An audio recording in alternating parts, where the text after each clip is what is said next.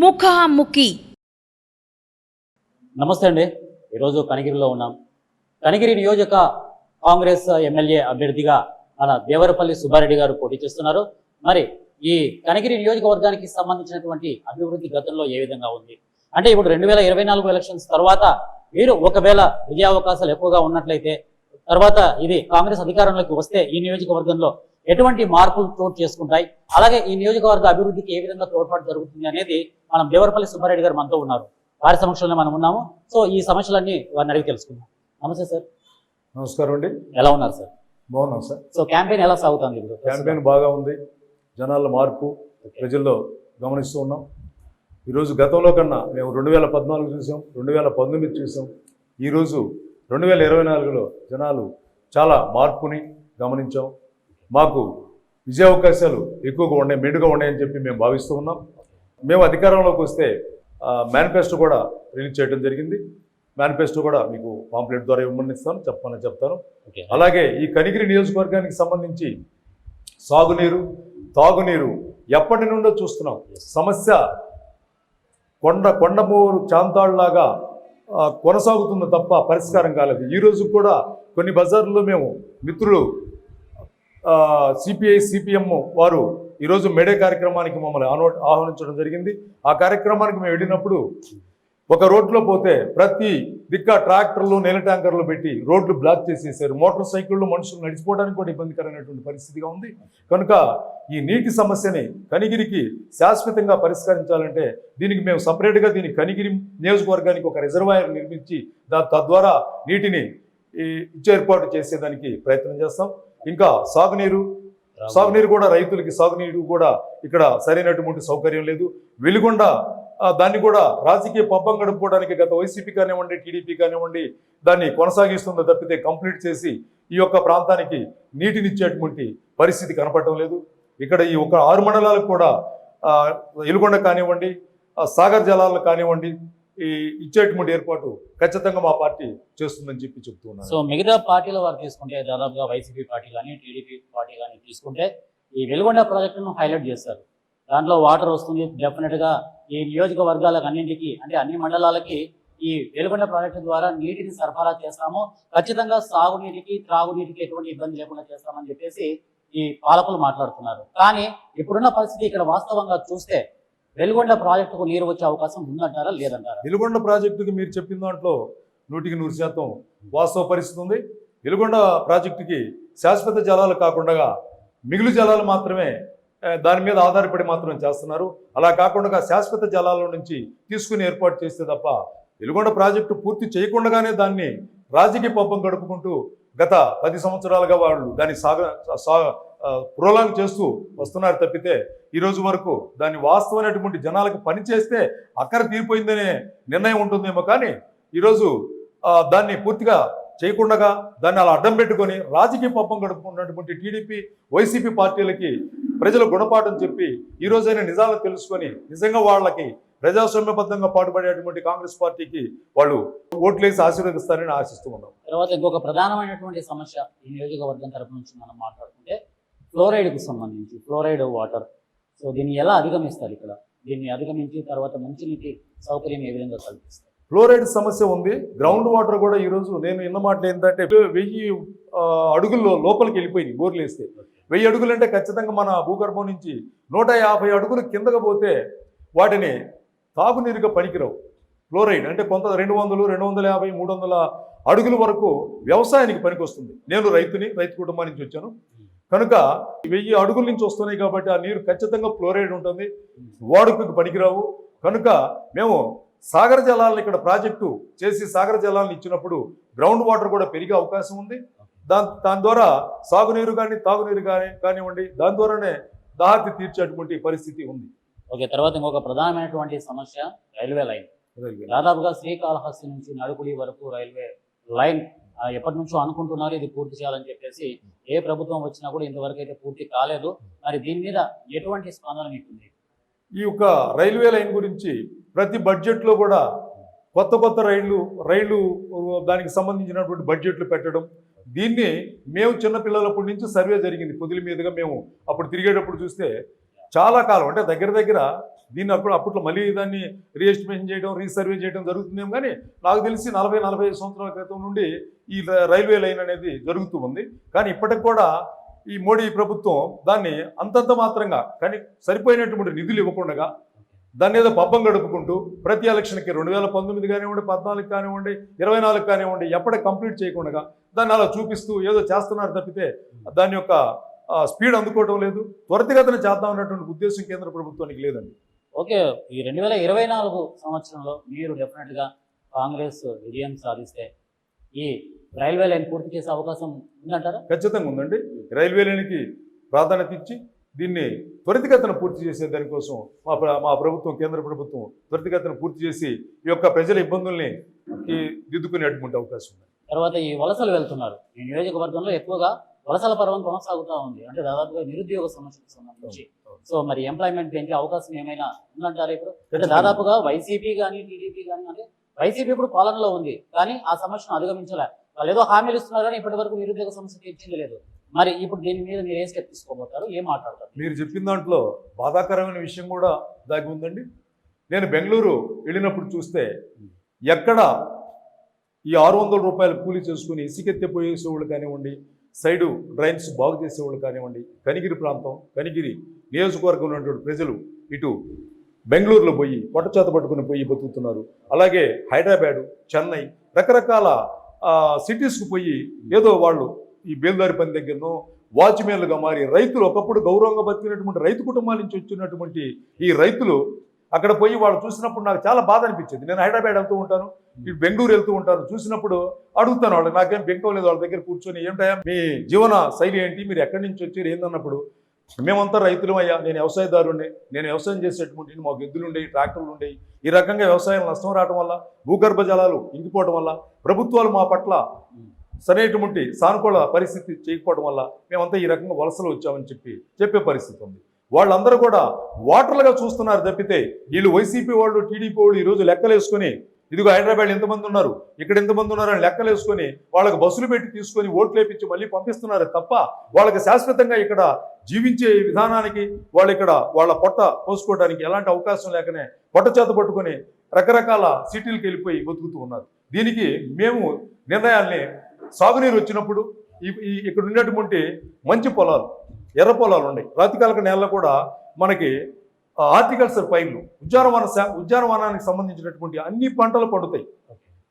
మనం ఎప్పుడైతే నీటి సౌకర్యాన్ని కల్పించగలుగుతామో 2 ఎకరాలు ఉన్న రైతు కూడా గౌరవంగాను స్వచ్ఛందంగాను ఇబ్బంది లేకుండా బతకగలిగే అవకాశం. సో నెక్స్ట్ మరి 2024లో గెలిస్తే అంటే ఈ సమస్యలు మీరు అధిగమిస్తారా? అంటే దాదాపుగా ఈ రైతులు అందరూ ఇక్కడ వాళ్ళు చేసుకోవడానికి, అంటే పొలాలకు సరైన నీరు అందక సో వారు కానీ తెలిమి వారి పిల్లలు అయితే కానీ వలసలు వెళ్ళిపోతున్నారు. అంటే నెక్స్ట్ ఈ వాటర్ను తీసుకొచ్చే పరిస్థితుల్లో ఏ విధమైనటువంటి స్టెప్ మీరు తీసుకోబోతారు? వెలుగొండని పూర్తి స్థాయిలో అభివృద్ధి చేసి తద్వారా నికర జలాల నుంచి దాన్ని తీసుకొని ఇక్కడ ఉండేటువంటి ఈ కరువు పరిస్థితుల్ని అధిగమించి సాగునీరుగా, ముఖ్యంగా సాగునీరు, త్రాగునీరు వాటికి ఇక్కడ మనం కల్పించగలిగినప్పుడు వ్యవసాయం బాగా అభివృద్ధి చెందుతుంది. అలాగే తదనుగుణంగా ఆహార ఉత్పత్తులకు సంబంధించినటువంటి ప్రాసెసింగ్ యూనిట్, అంటే ఇప్పుడు మనకి బత్తాయి, నిమ్మ వీటికి మంచి మార్కెట్ ఉంది. దానికి సంబంధించినటువంటి ఫ్యాక్టరీలు వస్తే ఇక్కడ కార్మికులుగాను, వ్యవసాయదారులకు అనుబంధంగా వ్యవసాయ కార్మికులుగాను ఇక్కడ నుంచి వలసలు పోకుండా ఒకరికొకరు జీవన విధానం ఇక్కడే కొనసాగించేటువంటి అవకాశాలు మెండుగా ఉన్నాయి.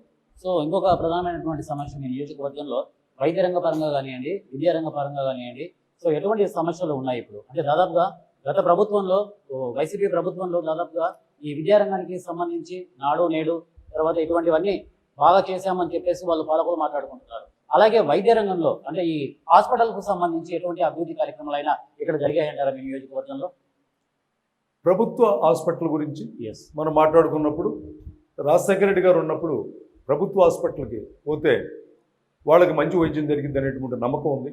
అలాగే విద్యా వ్యవస్థకు వచ్చినప్పుడు నాడు నేడని పెట్టి వాళ్ళు ఏదో ప్రసారం చేసుకోవడానికి ప్రభుత్వం చేస్తుంది తప్ప ఈరోజు అది ప్రజలకు ఉపయోగపడే పరిస్థితి లేదు. పైగా ఇంగ్లీష్ విద్య అని చెప్పి ఏదో రకరకాలుగా వాళ్ళు, అంటే గతంలో చేసిన దాన్ని ఏది మేము కొనసాగించకూడదు అనేటువంటి పాలకుల యొక్క దుశ్చర్య తప్ప ఇందులో ప్రజల మీద వాళ్ళకి అలాంటి ప్రేమాభిమానాలు లేవు.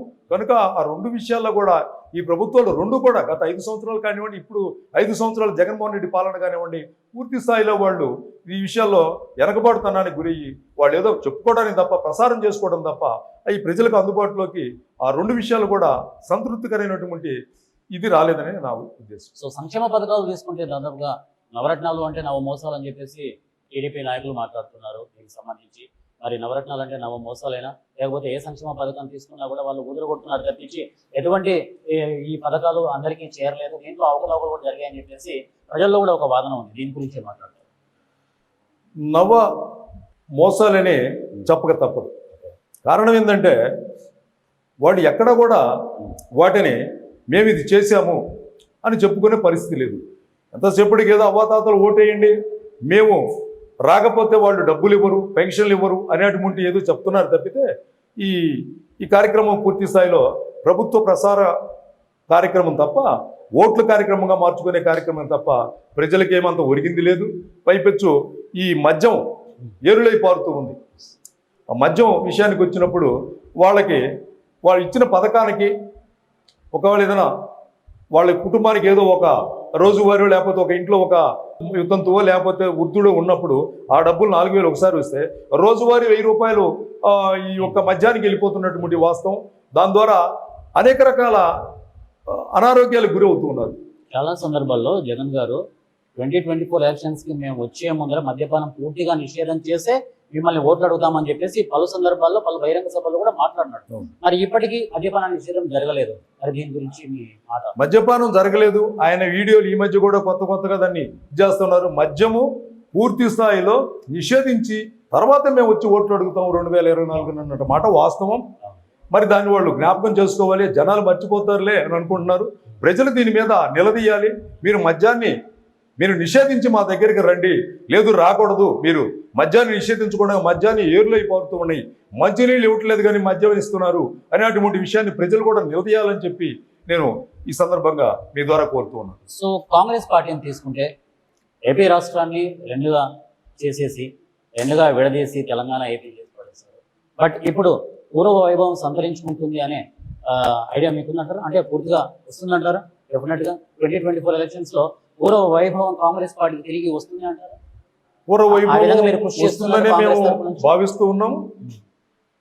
కాకపోతే ఆ పాపాన్ని, అందరూ చేసిన పాపాన్ని, కాంగ్రెస్ పార్టీని బలిపశువులు చేసిన మాట వాస్తవం. మేధావర్గానికి కానివ్వండి, అందరికీ తెలిసిన విద్యావంతులు కానివ్వండి, అందరికీ తెలిసిన విషయమే. ఇందులో ఒక చిన్న పార్టీలు, కొన్ని పార్టీలు, కమ్యూనిస్టులు, సిపిఎం లాంటి పార్టీలు మినహా అందరూ ఆ రోజు ఒప్పుకున్న మాట వాస్తవం. భారతీయ జనతా పార్టీ మీరు చేయకపోతే మేము చేస్తామని చెప్పి ఒత్తిడి తీసుకొచ్చిన మాట వాస్తవం. ఆ రోజు కాంగ్రెస్ పార్టీ పెట్టినటువంటి ఒక ప్రత్యేక హోదా కానివ్వండి, రైల్వే జోన్ కానివ్వండి, విశాఖపట్నం ఒక స్టీల్ ఫ్యాక్టరీ కానివ్వండి, పోలవరం ప్రాజెక్టు కానివ్వండి, ఇవన్నీ కూడా పొందుపరచడం జరిగింది.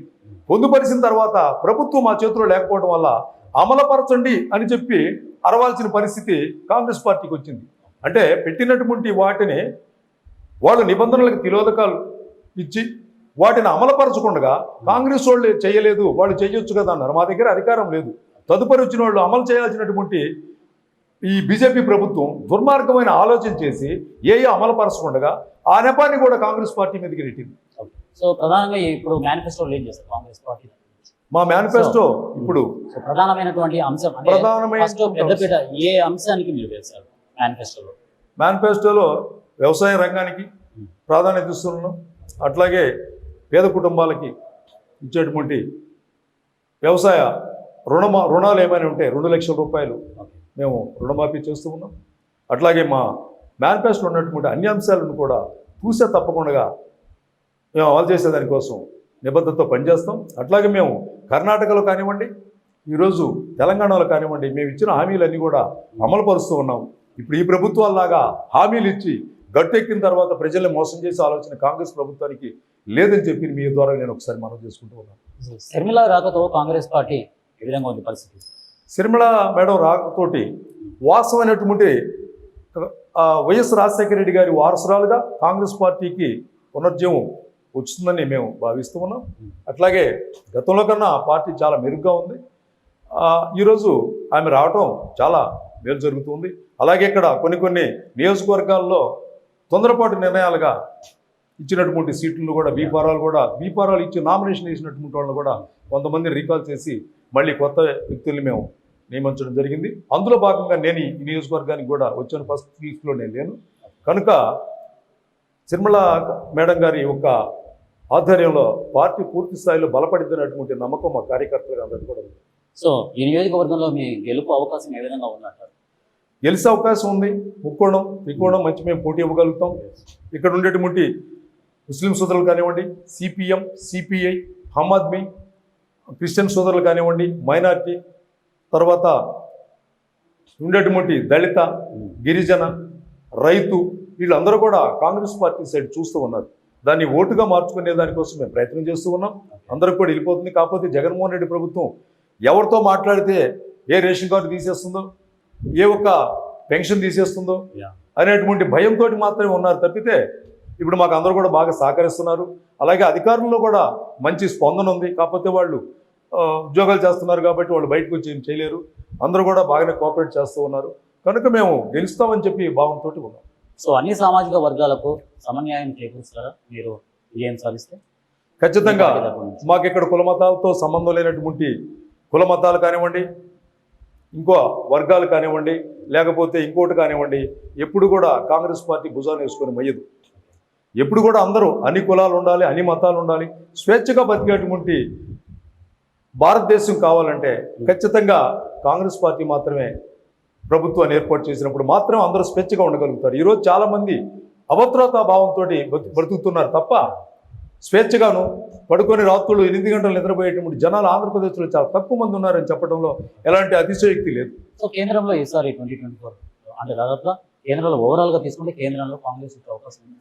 ఇప్పుడు 1-2 నిన్న ఫస్ట్ టైం సెకండ్ టైం జరిగినటువంటి ఎన్నికల్లో 190 స్థానాలు జరిగితే కొన్ని సర్వేలు మీరు కూడా చూసే ఉంటారు. కొన్ని సర్వేల్లో మేము బాగా పార్టిసిపేట్ చేసినట్టుగా మాకు దగ్గర 147 ఎంపీ స్థానాలు వస్తాయని చెప్పి చాలా సర్వేలు చూశాను. నేను ఈ మధ్య మీడియాలో కూడా చూశాను. అది నిజమైతే ఇప్పుడు జరిగేటువంటి ఎలక్షన్లో కూడా మేము ముందంజలో ఉంటాం. ఖచ్చితంగా మేము ప్రభుత్వం ఏర్పాటు చేస్తామని మీ ద్వారా ప్రజలకు తెలియజేస్తాం. సో మీ నియోజకవర్గానికి సంబంధించి మీరు 2024 ఎలక్షన్స్లో గెలిస్తే ప్రథమంగా మీరు ఎటువంటి సమస్యను సాల్వ్ చేస్తారు? నియోజకవర్గంలో మొట్టమొదటిది తాగునీరు, రెండోది సాగునీరు, మూడవది ఈ రైల్వే లైన్ కానివ్వండి. ఇప్పుడు ఇక్కడ కొంతమందికి మనకి గ్రీన్ ఫీల్డ్ హైవే ఒకటి వచ్చింది ఇక్కడ. దానికి అక్కడ రైతులకు పోయిన పొలాలకి కొంతమందికి చాలా తక్కువ రేటు గిట్టుబాటు అయింది. అంటే వాస్తవ పరిస్థితి 10 లక్షలు ఉంటే ఇక్కడ 6 లక్షలు ఇచ్చిన పరిస్థితి ఉంది. దాని మీద కూడా మేము మా ప్రభుత్వం వస్తే వాళ్ళకి న్యాయం చేస్తామని చెప్పి మీ ద్వారా తెలియజేస్తూ ఉన్నాం. సో ఇంకా ప్రధానంగా ఎటువంటి సమస్యలు మీ కొలిక్కి వచ్చాయి ప్రజల ద్వారా? ఇంకా ఇవి కాకుండా ఇంకా మెయిన్గా ఎటువంటి ప్రధానమైనటువంటి సమస్యలు అయినా మీ నియోజకవర్గం తరపు నుంచి ప్రజలు మీ దగ్గర విన్నవించుకున్నారు వచ్చి?